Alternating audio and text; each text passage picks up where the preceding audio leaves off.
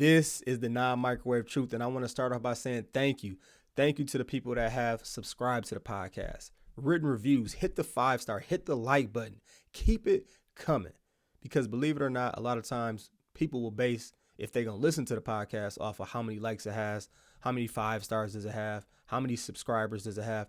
So you doing that allows more people to hear the non-microwave truth. And if you're like, I don't even know what this podcast is about, you in the right spot. Stick with me, because this is a podcast that challenges culture's truth and culture's perspective using the good book, using the Bible.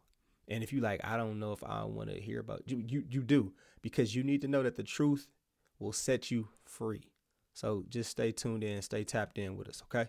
Now we're going to go old school, or go a little ways back. Remember first world problems? We usually started the podcast off like that. I want to go back to a first world problem and give you one today. This don't matter if you've been in the church your whole life, or you like, I've never been to a church before, or if you call yourself spiritual, or you're seeking truth. You've heard a pastor, or you've heard something that a church has done before. I want you to put in the comments right now, what is the wildest thing you've heard someone in church say, or a pastor say, like, this is the way it should be?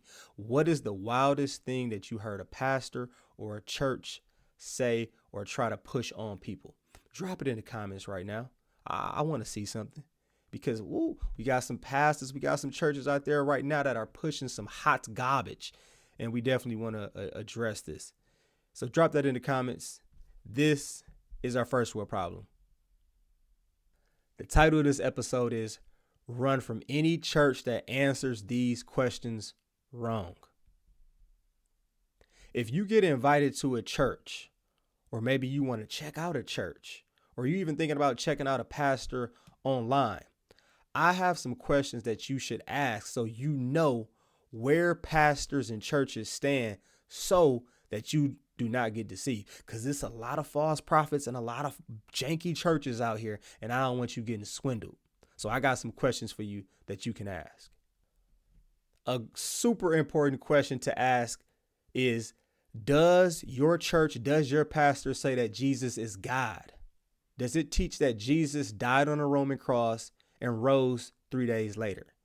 If they try to hit you with some, well, Jesus isn't really God, or, Jesus was just a good prophet, or he's a really, really good man, or, the Bible wasn't being literal when it said that he actually died. It just meant like his philosophy kind of died, and then him rising wasn't a real thing. Like, run.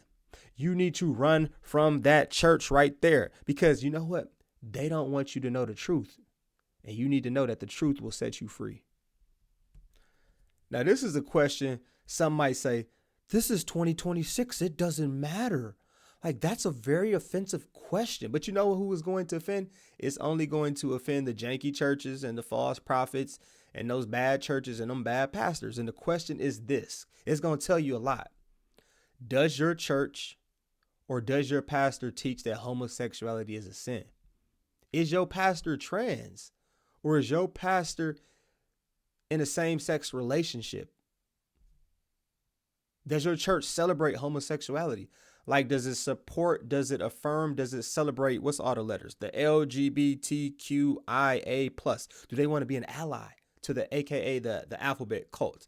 Where, churches, I've seen churches like welcoming and having gay plays and gay musicals and gay entertainment. Like, you need to run. You know why? Because they're trying to sprinkle like some demonic dust on you and call it normal and good. And God makes it very clear. We don't call things, we don't want to celebrate evil. We don't want to be prideful in something that is wrong. So run, run, run. This is an overlooked question, but you definitely want to know where a church stands on this. And the question to find out is when you ask them this. Does the church say there is another way to heaven or salvation or getting right with God apart from faith in Jesus Christ as the Savior of the world? If they say something like, well, actually, in order to get faith, you need to do a certain amount of good things, run. Or they hit you with something like, well, Jesus is one way to heaven, but there are other routes and other roads to heaven and getting right with God. Run. They are setting you up to be on this path that's super, super wide, but it's going to lead to destruction and it is going to lead to hell, because there is only one way of getting right with God, and that is through faith in Jesus Christ. And this is not by works. This is through grace, because otherwise people will be boasting.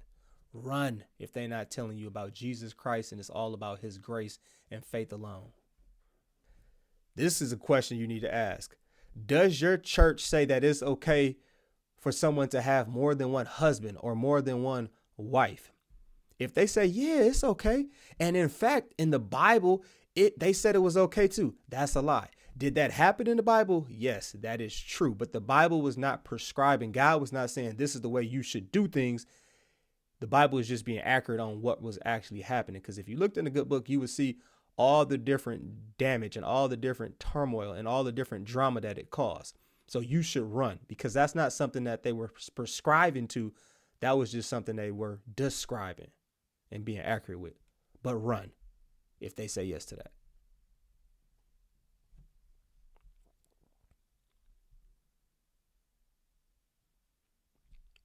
This is the question you need to know.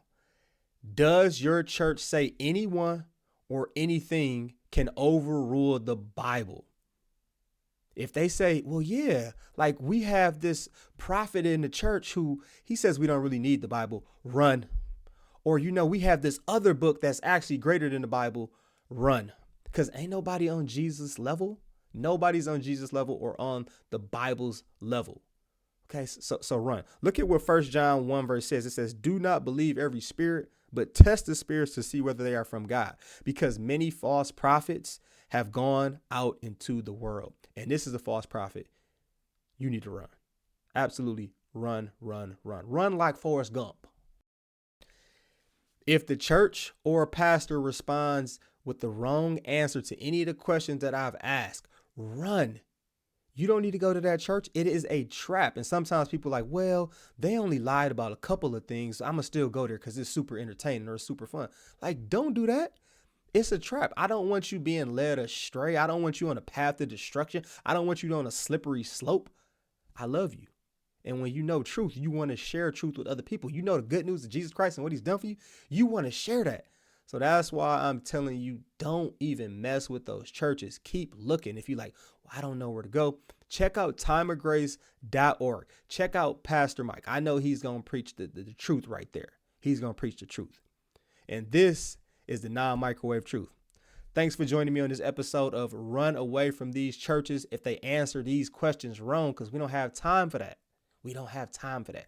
And if you feel like, ooh, it's actually some other questions that I should ask or people should ask before they go to that church or before they become a member or before they start listening to a pastor. If there are some questions that you feel like people should ask, drop it in the comments right now, because we want people to know the truth and be safe, because it's a lot of janky false prophets and pastors and churches out here, and we just want people to know the truth.